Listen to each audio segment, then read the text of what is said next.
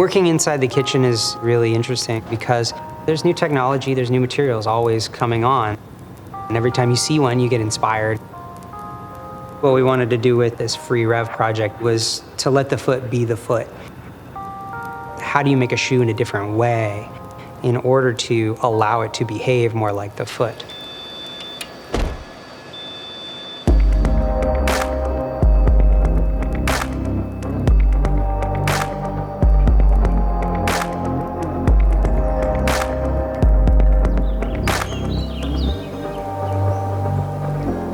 The insight, the same as a lot of insights we have, came directly from runners. Helping the foot move more naturally and optimizing the natural function of the body is something that I think athletes instinctively understand. How do we mirror that natural motion that we have in all of us? That's where the advancements will come. The original way I was thinking about natural motion is running without any distraction. It's almost like running barefoot in the lightest snow and you couldn't feel anything. But if you take that a step further, where does it go after that? It's the sensation of running. And that's really what the brief was. Like, what is the new sensation? Nike Lab is a space where we can truly experiment and innovate, harness the collective power of the team and the collective creativity of the team. That's how we've approached this particular project. Everybody is going to get one of these, which is a Nike Flyknit Superfly, and they can experiment with them. What type of sensation you're going to try and achieve with your shoe? I was in the running group from 1997 to 2000. We used to meet with Nike's first employee. His name's Jeff Johnson. He always brought up the sensation of running on pine needles and how they were so soft and resilient. I thought, well, how can I make something from that? I started to wonder about kind of limitless cushioning, zero impact, or potentially hovering. It seems like there is quite a bit of bouncing off each other, and there's a lot of similarities going on. Once you started to see some, and you started to see the playful nature, I think more people started to kind of get it and want to jump in and do more, and then it started to roll. I think that's kind of one of the interesting things about innovation at Nike is we're always playing around with ideas that don't necessarily have a home.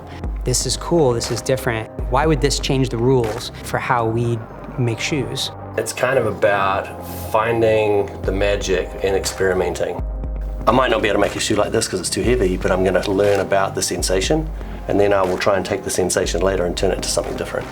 It sort of inspires people to go and try different things. I was working on a lot of backpacks at the time, and we were trying to make really breathable back panels.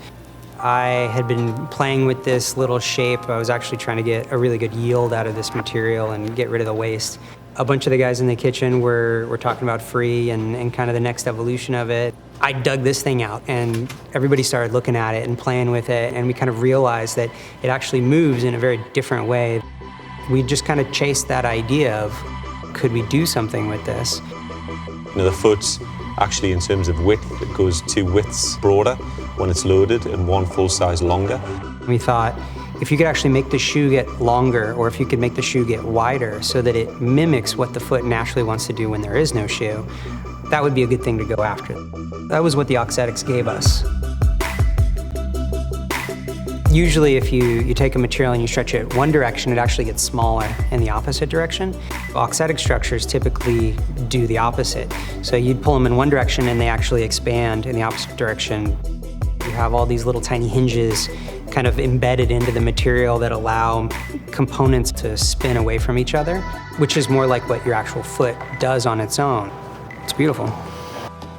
You know, I think for us, we're always trying to blend the art and the science. You want people trying different things. You want crazy ideas and you want people to dream big and think differently. It's that mix that gets truly breakthrough products. It's part of our process to do this. It's that design mentality of being open-minded to anything. Everybody's got different ideas. Developers, engineers, the NSRL, the designers. That sort of natural, organic flow of innovation is what makes the place magic. That's what we do every day.